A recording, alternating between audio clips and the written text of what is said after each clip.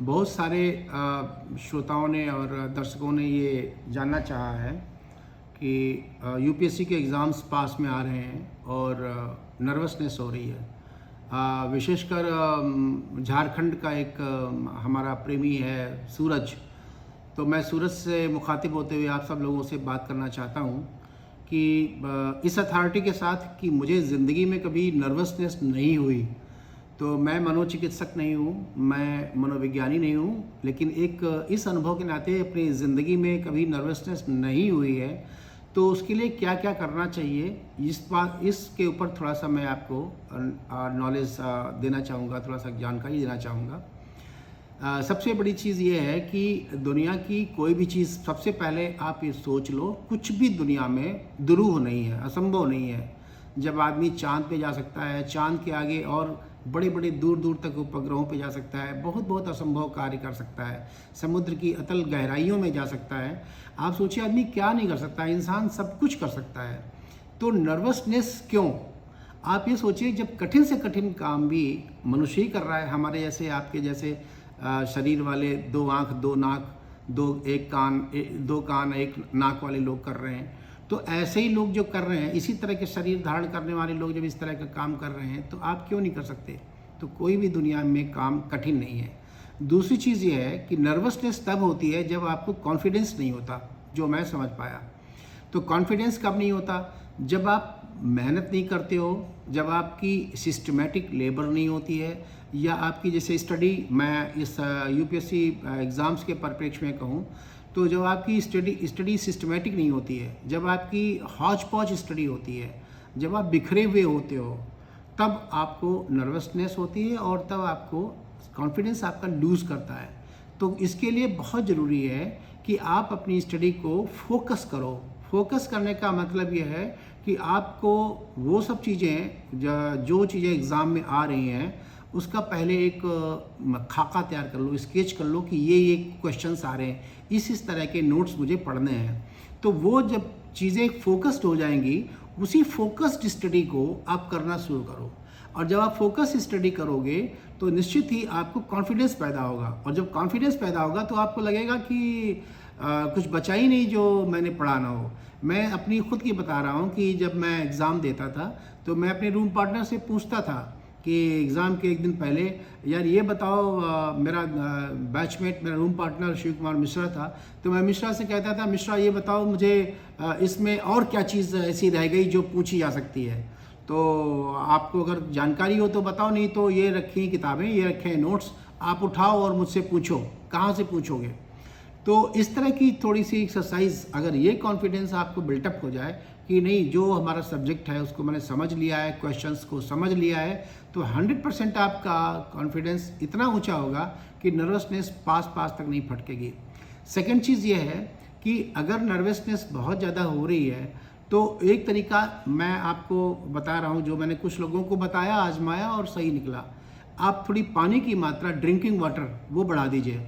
पानी पीने की मात्रा बढ़ा दीजिए। जब भी कभी आपको ऐसा एहसास हो कि हमारा हाथ पैर फूल रहा है, या शिवरिंग हो रही है, हम काँप रहे हैं, या डर लग रहा है, तो आप थोड़ा पानी उठाइए, और बढ़िया ताज़ा पानी, बिल्कुल मैं तो नॉर्मल पानी कहूँगा, नॉर्मल हो या हल्का सा वार्म वाटर हो, उस पानी को पीजिए। ठंडे पानी को मत पीजिएगा, मैं कोल्ड ड्रिंक या फ्रिज के पानी को अवॉइड करता हूँ।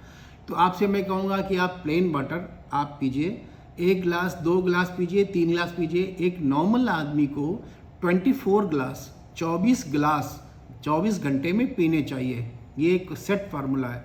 तो आप 24 गिलास नहीं पी सकते हैं तो कम से कम मैं समझता हूँ 10-15 गिलास तो पी लेंगे। तो जब कभी ऐसी सिचुएशन हो, आपको नर्वसनेस फील हो रही हो, तो आप पानी को उठा के चाय की तरह पीजिए। पानी पीने का तरीका गटक गटक नहीं है, पानी को सिप करके, जैसे चाय पीते हैं, गरम गरम चाय को सुड़क सुड़क के पीते हैं, ऐसे सिप करते हुए धीरे धीरे पानी पीजिए। या यूँ मैं कहूँगा कि जैसे आप खाना खाते हो तो कौर को गल्प करते हो, धीरे धीरे उसको मुंह में चलाते हो, तो पानी को चबाते हुए पीजिए। पानी को मतलब उस पर टेस्ट लीजिए, और आपका पूरा लार जो है, पूरा सलाइवा, वो पूरा का पूरा सलाइवा उसमें मिलना चाहिए, घुलना चाहिए, और धीरे धीरे पीजिए। आप यकीन मानिए कि आपका नर्वसनेस बहुत कम हो जाएगा। और बहुत एक्यूट स्थिति हो, मैं कहूँगा कि अगर ऐसी स्थिति हो कि जो जानलेवा हो या उस हद तक जा रही हो तो मुझे पोस्ट ज़रूर करें। आप मेरे सुधी प्रेमी लोग हैं, तो मैं चाहूँगा कि आपको कभी कोई परेशानी ना हो। मैं 100% आपकी समस्या को दूर करने के लिए कोशिश करूँगा। इसलिए आप मुझे इंस्टाग्राम पे या जहाँ कहीं उचित समझते हैं आप यूट्यूब पे पोस्ट जरूर करिए और उसका आप क्वेश्चन लिख दीजिए। मैं आपको जल्दी से जल्दी क्वेश्चन का आंसर दूंगा और कोई न कोई आपको दवा या कोई परेशानी दूर करने वाली कोई आपकी समस्या का समाधान अवश्य करूँगा। तो नर्वसनेस का बेस्ट तरीका यही है कि आप हल्का सा अपने आप को फोकस स्टडी करें, परेशान बिल्कुल ना हो। आप यकीन मानिए कि जब आप एग्ज़ाम दे करके बाहर आते हैं तो आपको लगता है अरे इतना आसान पेपर था। जब आपने फोकस स्टडी की हुई है, आपको अच्छी तरह से सारी चीज़ें क्लियर हैं, तो जब पिक्चर क्लियर होती है तो आपको डर नहीं लगता। ये डर तभी लगता है जब कन्फ्यूज़न होता है, जब आपकी पिक्चर क्लियर नहीं है, आपकी पढ़ाई उतनी ज़्यादा नहीं है, आपने स्टडी कम कर रखी है और आपने ऐसी स्टडी कर रखी है जिसमें कि आपको खुद भी कॉन्फिडेंस नहीं है। और अगर इतना कॉन्फिडेंस है कि इसके आगे क्या पूछेंगे, सब तो मुझे आता है, एवरीथिंग आई नो, तो हर चीज़ अगर मुझे मालूम है तो फिर दिक्कत नहीं होगी और आपका कॉन्फिडेंस लूज़ नहीं करेंगे और नर्वसनेस कभी नहीं होगी। तो मैं 2-3 चीज़ें ये चाहूँगा। चौथी चीज़ मैं चाहूँगा कि अगर नर्वसनेस होती है तो थोड़ा सा ये नर्व सिस्टम, ये पूरा तंत्रिका तंत्र से संबंधित है, तो इस इशू को लेकर के थोड़ा सा मैं चाहूँगा कि 10 मिनट 5 मिनट का आप ध्यान कर लें, हल्का सा, बहुत ज़्यादा नहीं। आप ज़्यादा टाइम वेस्ट मत करें, लेकिन जब पढ़ते पढ़ते थक जाएं तो उस समय आप थोड़ा सा मेडिटेशन कर लें, आंख बंद करके या आंखें खोल करके थोड़ा सा कंसंट्रेशन कर लें, तिर्यक ध्यान कर लें या कोई और जो आप कर सकते हो, थोड़ा बहुत आपको जो आता हो मेडिटेशन के बारे में जानकारी हो, नहीं तो उसके बारे में भी बता देंगे आपको। तो वो चीज़ें थोड़ी कर लें तो थोड़ा सा आप कंसंट्रेट करेंगे, आपके मस्तिष्क में बिखराव नहीं होगा, आप फोकस्ड बिल्कुल रहेंगे। और इसके साथ साथ मैं ये चाहूँगा कि जब भी कभी आपको नर्वसनेस होती है तो उसमें आपको अच्छी सी नींद ज़रूर लेनी चाहिए। जैसे कि आपको अगर सोते समय थोड़ा सा आप अपने माता पिता को ध्यान कर लें, थोड़ा सा जो लविंग लोग हों जिनको आप बहुत प्यार करते हैं उनको प्यार करके, उनको ध्यान में रख करके थोड़ा सा कीप इन योर माइंड कि वो आपके पास है, आप उसको हक कर रहे हो, आप उसको प्यार कर रहे हो, और इस तरह के अच्छे से माहौल बना करके तब आप स्लीप में जाइए तो आपको डीप स्लीप आएगी। और डीप स्लीप आएगी तो 100% आप बिल्कुल, आपकी बैटरी चार्ज हो जाएगी। 3, 4, 5, 6 घंटे की नींद आपके लिए काफ़ी होती है। कहते हैं जो योग निद्रा लोग करते हैं उनके लिए 3 घंटे या 2 घंटे 2.5 घंटे की नींद पर्याप्त होती है, उनके लिए 7-8 घंटे सोने की ज़रूरत नहीं है। तो मैं उसी के क्रम में ये चाहूँगा कि जब आप अच्छी अच्छी चीज़ें सोच करके जब भी कभी रात में सोएं, जैसे हम लोग की माँ कहती थी कि रात में सोने चलो तो हनुमान चालीसा का पाठ कर लो और हनुमान जी आपका बेड़ा पार करेंगे। तो मैं अपनी बता रहा हूँ, अगर मुझसे पूछें तो मैं हनुमान जी का भक्त था और मैं हनुमान जी की पूजा करता था और मैं हनुमान जी का पाठ करता था, और पढ़ते पढ़ते मुझे लगता है हनुमान चालीसा शायद कई बार पूरी भी नहीं होती थी और मैं गहरी नींद में चला जाता था।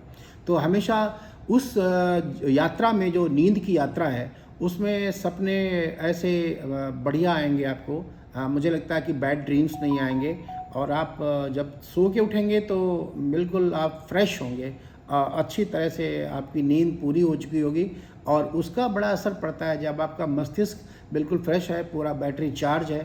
तो मैं समझता हूँ उससे आपको पढ़ने में भी मन लगेगा और नर्वसनेस दूर दूर तक आपके पास नहीं आएगी, दूर दूर रहेगी।